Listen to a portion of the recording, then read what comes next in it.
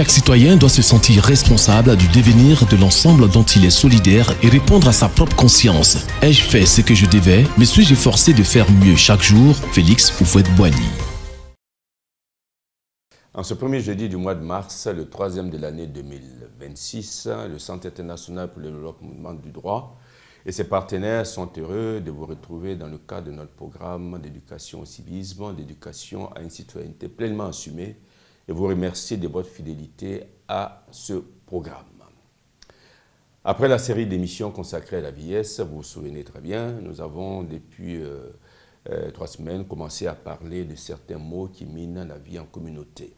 Nous avons consacré 2 émissions au premier mal social et individuel que nous avons retenu, qui était à titre de rappel l'hypocrisie.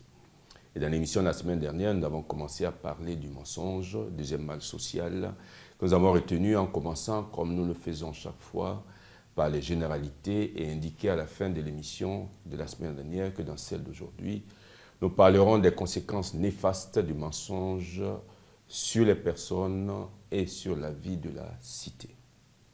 Mais avant, il est bon de rappeler une chose qu'on a tendance à oublier, qui est la suivante. Nous l'avons déjà dit, mais il est bon de le rappeler. La vérité a une dimension sociale importante. L'homme, nous le savons, est un être social. Il vit avec les autres et noue des relations multiples et multiformes avec eux. Nous nous devons mutuellement les uns aux autres ce dont nous avons besoin pour vivre en société.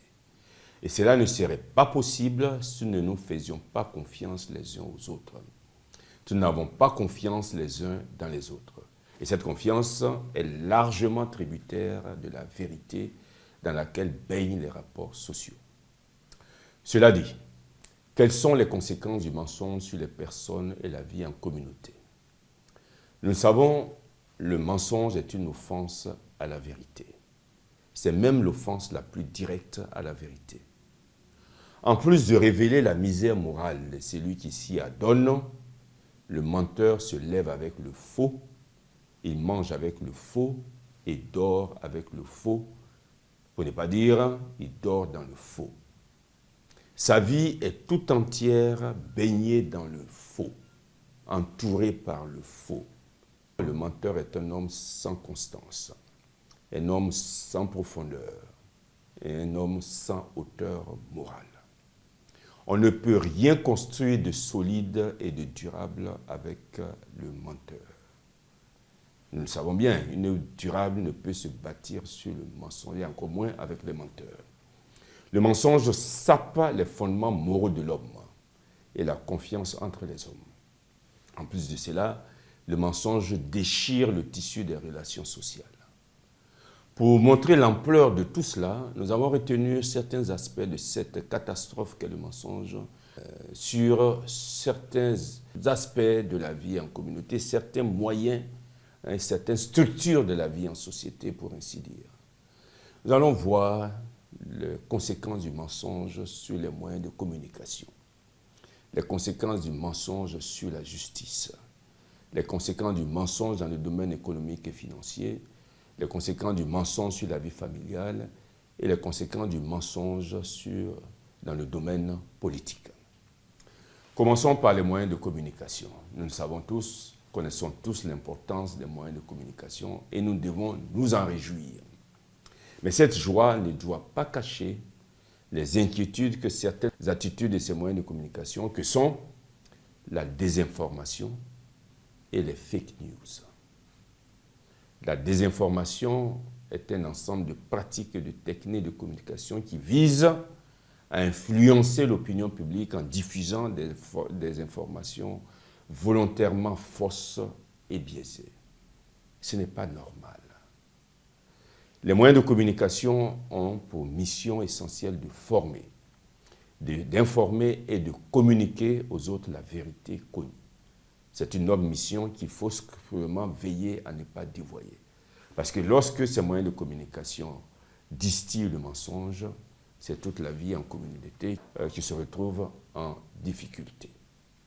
Au niveau du domaine économique et social, nous voulons juste signaler 2 pratiques. Elles touchent les facturations et les impôts. S'agissant des facturations, nous le savons, la facture est devenue un élément fondamental de la vie économique. Mais la facture, malheureusement, est devenue source de fraudes diverses. Quels sont les procédés les plus répandus en ce domaine? Il y a la vente sans facture, qui permet de ne pas enregistrer des opérations en comptabilité, avec pour conséquence regrettable la réduction de la masse imposable. Il y a la pratique des fausses factures, dans lesquelles l'opération commerciale est réelle, mais les mentions relatives au prix et à la quantité des produits ou prestations portées sur le document, ces mentions sont fausses. Il y a la pratique des factures fictives, qui donnent à voir des mouvements comptables réguliers, nœuds de transactions purement imaginaires. Tout cela et bien d'autres procédés du même genre sont à combattre, reposent sur le mensonge et ce n'est pas bien pour la vie en communauté. Concernant les impôts, nous signalons la fraude fiscale, utilisée comme moyen d'alléger sa charge fiscale et même comme moyen d'éluder l'impôt. En violation de quoi? Du principe moral selon lequel on doit respecter ses engagements et payer ce qui est dû. Que fait le fraudeur en violation de ce principe? Eh bien, le fraudeur s'arrange, pour ainsi dire, pourrait-on dire, pour ne pas payer ce qui est dû. Et de cette façon, il lèse l'État et il lèse aussi les autres citoyens. Parce que si ce que les uns et les autres doivent payer ne rentre pas, évidemment, la conséquence, c'est qu'on va augmenter les impôts, ce qui va léser les autres citoyens. Alors, vous voyez les conséquences du mensonge. Donc, la semaine prochaine, nous allons voir aussi les conséquences du mensonge dans le domaine de la justice, de la vie familiale et dans le domaine politique. Tout ceci pour que nous puissions appréhender l'ampleur des dégâts que le mensonge peut causer dans la vie citoyenne.